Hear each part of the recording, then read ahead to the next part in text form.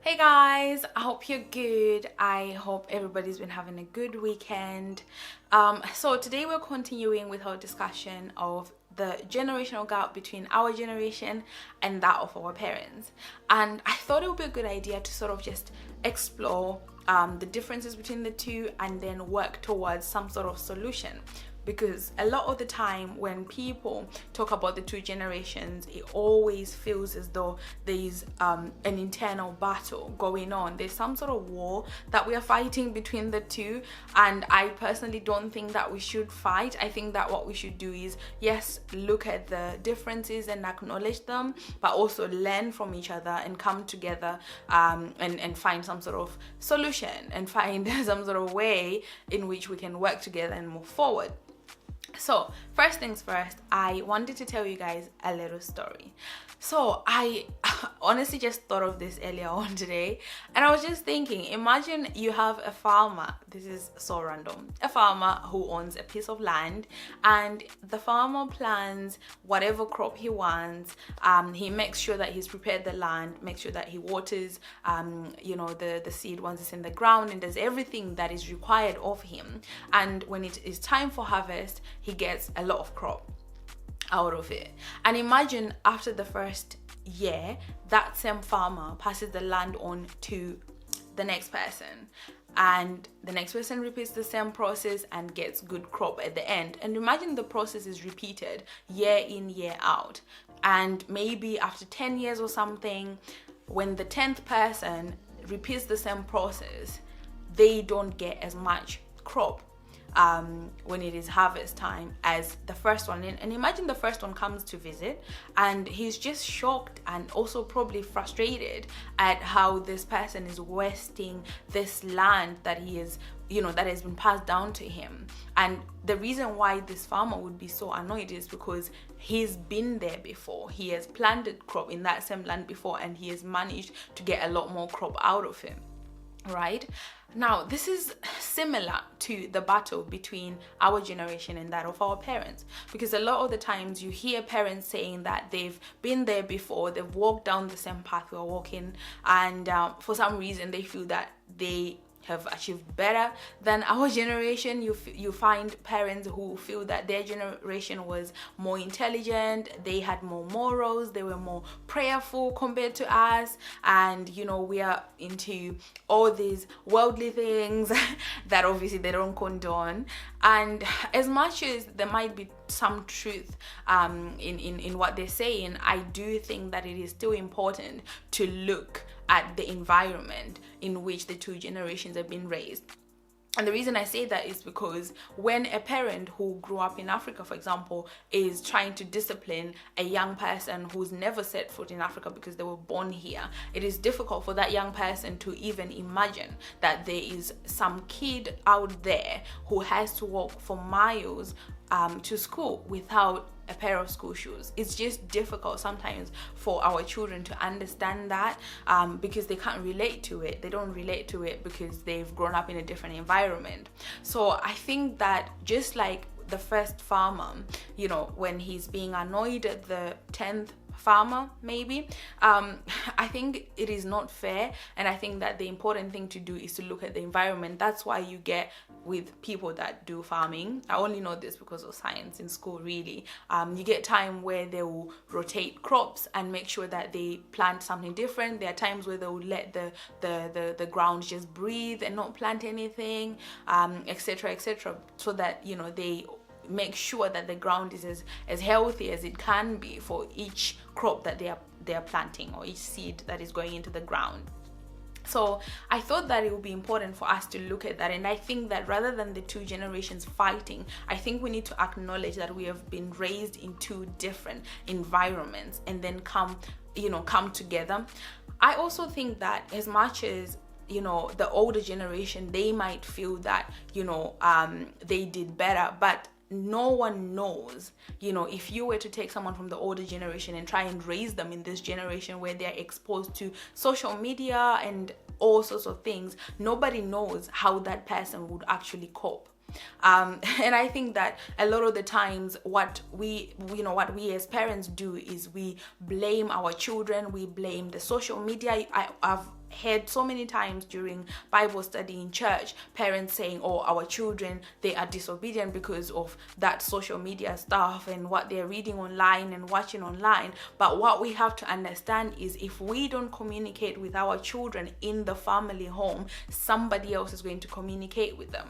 And that is the reason why I thought it would be a good idea to have this discussion of the two, the generational gaps between the two generations. What our parents believe in, a lot of them, not everybody, but a lot of our parents' generation, they grew up without discussing certain things with their parents. Nobody ever talked to them about maybe safe relationships. Nobody ever talked to them about things that other children will be doing out there, like drugs and alcohol and stuff like that.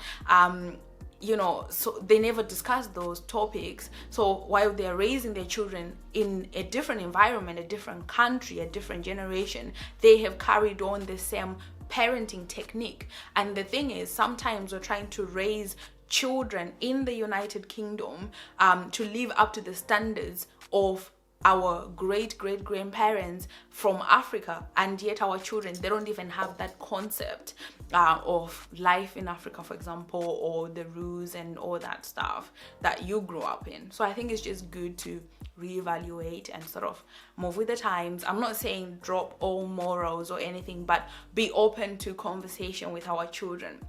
And also, I'm just reminded of a story that I was told by someone who was teaching about relationships and everything while I was at uni. And I remember this lady saying that there was a parent who had told herself that she wasn't going to talk to her child about relationships and sex and everything else.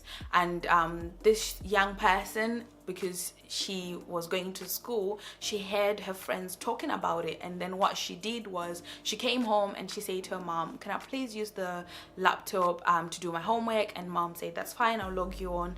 Mom did that. And when the young person went online, mom thought, young person's doing the homework.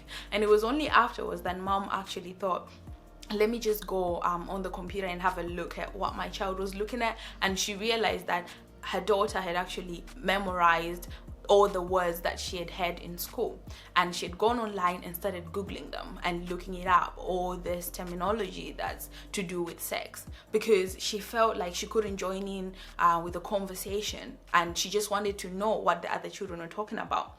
And the reason I say that is because as parents, I know that a lot of the times we compare the two generations, and we vow never to talk to our children about certain things, never to raise our children a certain way. But we also have to understand that our children are interacting with other children who are raised differently. We have to understand that our children are going to school, and the schools that they are learning in, they are now different. I think that for our parents, when they were in African countries, they probably didn't learn about certain things until a later stage. Whereas here, where we are, the age sort of keeps getting younger and younger.